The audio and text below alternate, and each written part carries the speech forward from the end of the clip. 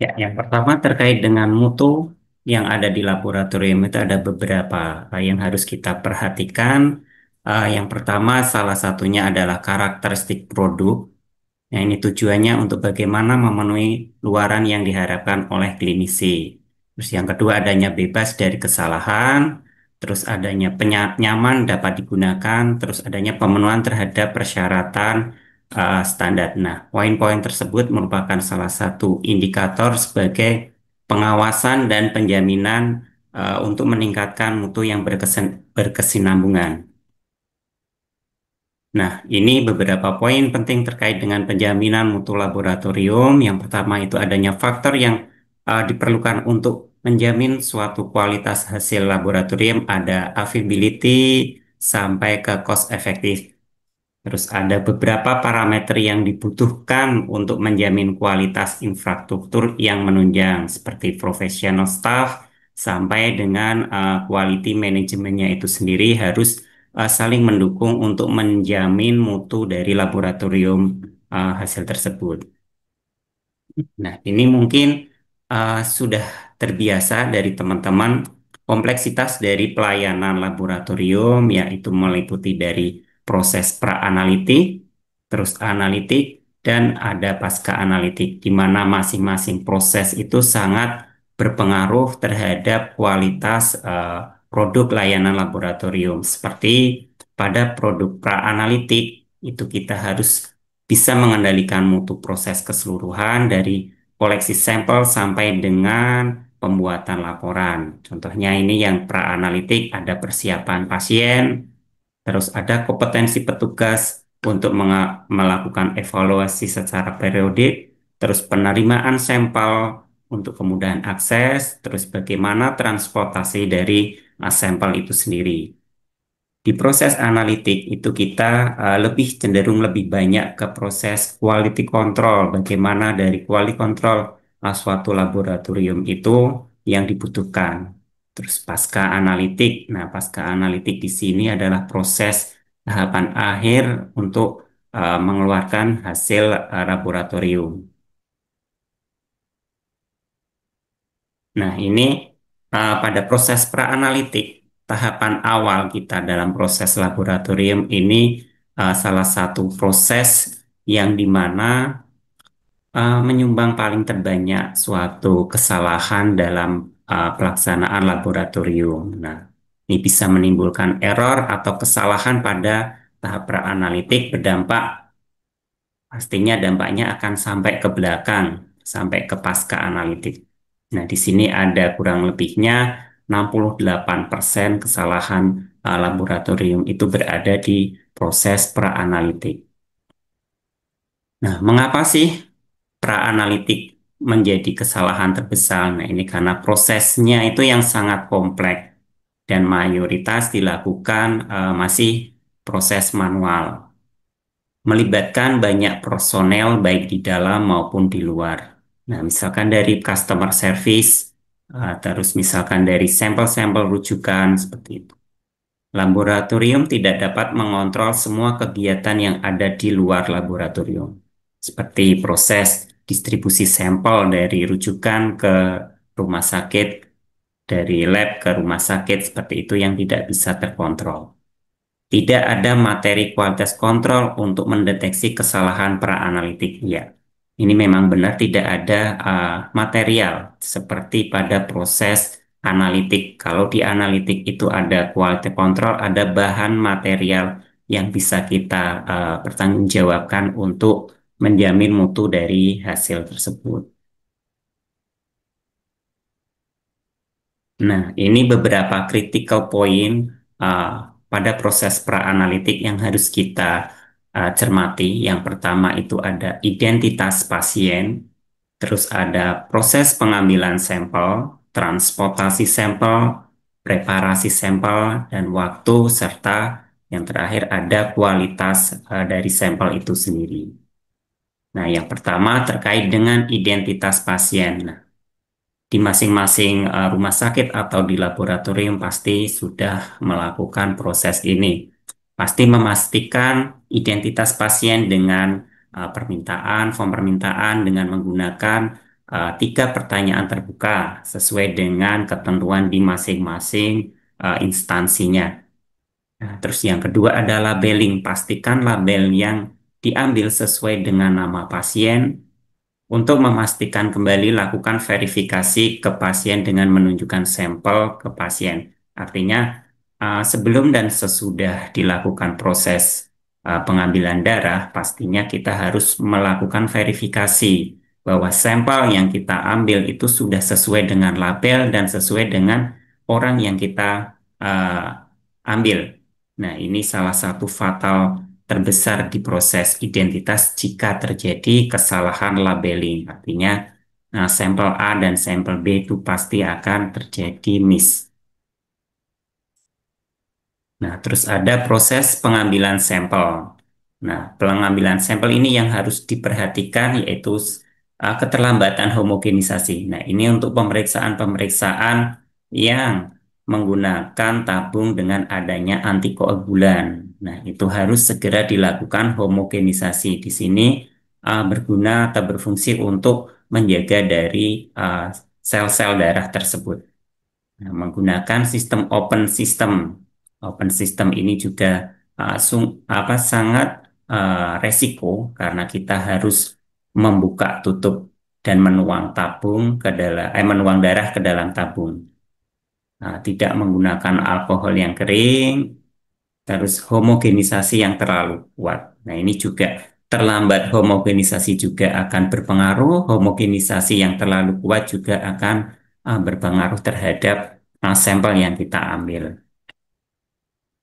Nah, ini contohnya terkait dengan open system.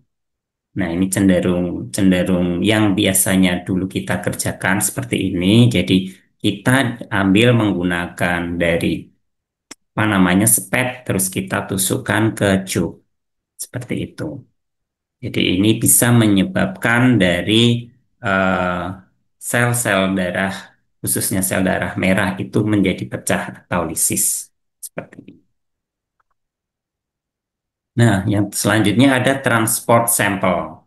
Nah, transport sampel ini memang ada beberapa keuntungan dan kelebihan. Yang salah satunya ada pneumatic tube atau dengan konvensional transport ini memang tidak semua sampel bisa dikirim menggunakan pneumatik seperti pemeriksaan AGD, terus ada pemeriksaan LCS, pengiriman sampel pneumatik harus sudah dalam beku sempurna. Artinya kalau teman-teman mengirim sampel yang apa namanya plain atau yang beku itu dipastikan sampel harus beku terlebih dahulu. Kenapa?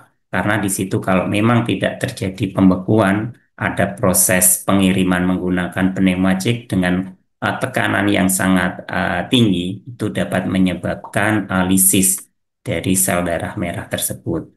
Terus ada media transport, beberapa pemeriksaan dipengaruhi oleh suhu tadi sudah disampaikan dengan oleh narasumber pertama kita, Dr. Nyoman, karena suhu di kita itu naik turun.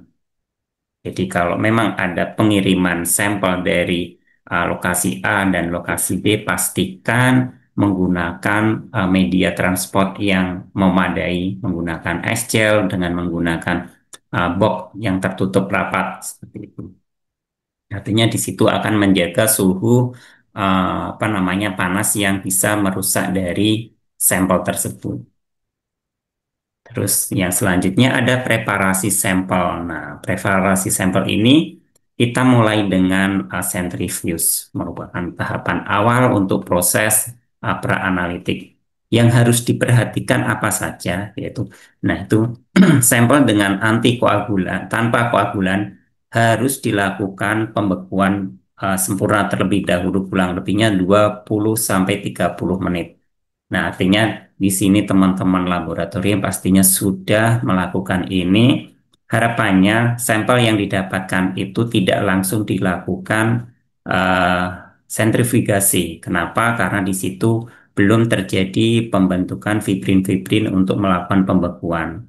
Artinya biarkan sampel itu beku sempurna. Setelah 2 sampai 30 menit itu bisa dilakukan sentrifuge dengan kecepatan dan waktu yang telah ditentukan. Seperti itu. Nah, untuk preparasi waktu. Nah, waktu ini merupakan salah satu poin juga. Jadi, jeda waktu antara pengambilan sampel dan pemrosesan sampel adalah hal yang sangat kritis, di mana ada beberapa parameter yang tidak bisa dilakukan dengan waktu yang lama, seperti kayak pemeriksaan glukosa, terus ada pemeriksaan faktor koagulasi, itu memang harus segera dilakukan uh, pemeriksaan. Nah, di situ kalau waktunya semakin lama, itu akan menyebabkan hasil-hasil yang meningkat atau menurun. Nah, ini jenis-jenis gambaran dari kualitas sampel. Artinya sampel normal, hemolisis, lipemik, sama tadi. Artinya teman-teman sudah memahami terkait dengan jenis-jenis sampel yang ada di masing-masing laboratorium.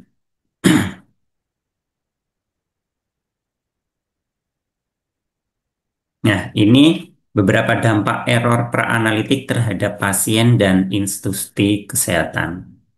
Nah, jika ada error tidak deteksi, itu dampaknya apa sih ke pasien dan ke institusi? Nah, terjadinya misdiagnosis, treatment yang tidak tepat, pemberian terapi atau transfusi yang tidak perlu. Artinya kalau memang uh, error yang tidak deteksi, misalkan HB-nya harusnya dia rendah, terdeteksi tinggi. Nah, itu akan terjadi misdiagnos. Pasien tidak perlu transfusi, akhirnya ditransfusi. Seperti itu. Nah, dampaknya ke institusi apa? Pastinya panjang dengan lack of style, peningkatan cost terkait dengan penelusuran error dan pengulangan pemeriksaan. Resiko untuk terjadi tuntutan hukum. Seperti itu. Terus, jika error itu yang terdeteksi, ketidaknyamanan pasien karena ditusuk berulang, keterlambatan terapi. Jadi kalau sampelnya sudah terdeteksi, oh ini kok ada tidak kesesuaian, akhirnya biasanya kita melakukan untuk sampling ulang atau dengan sampel baru, pas memastikan lagi. Artinya di situ pasien merasa tidak nyaman, ada ketidaknyamanan. Terus di institusi sendiri itu ada peningkatan biaya. Pastinya di situ akan muncul faktor resiko dari biaya yang ditimbulkan. Nah, beberapa langkah perbaikan dari proses peranalitik yaitu meliputi dari bagaimana kita mengidentifikasi sumber errornya. Sumber errornya itu dari mana saja, apakah dari humannya, apakah dari instrumennya, atau dari sistemnya. Terus mengidentifikasi cara perbaikannya, menetapkan untuk standar prosedur operasional di masing-masing instansi, menetapkan tools untuk melakukan monitoring, terus melakukan pelatihan terkait dengan prosedur-prosedur yang ada, mengimplementasikan dan memonitoring dan evaluasi secara berkala. Nah, untuk yang terakhir, kesimpulannya pada proses critical point of laboratorium ini, tahapan pra-analitik adalah tahapan pemeriksaan laboratorium yang memiliki kontribusi terbesar terhadap invaliditas dari hasil itu sendiri. Critical point tahap pra-analitik adalah pada identifikasi pasien, pengambilan spesimen, transport sampel, preparasi spesimen, waktu dan kualitas dari sampel itu sendiri.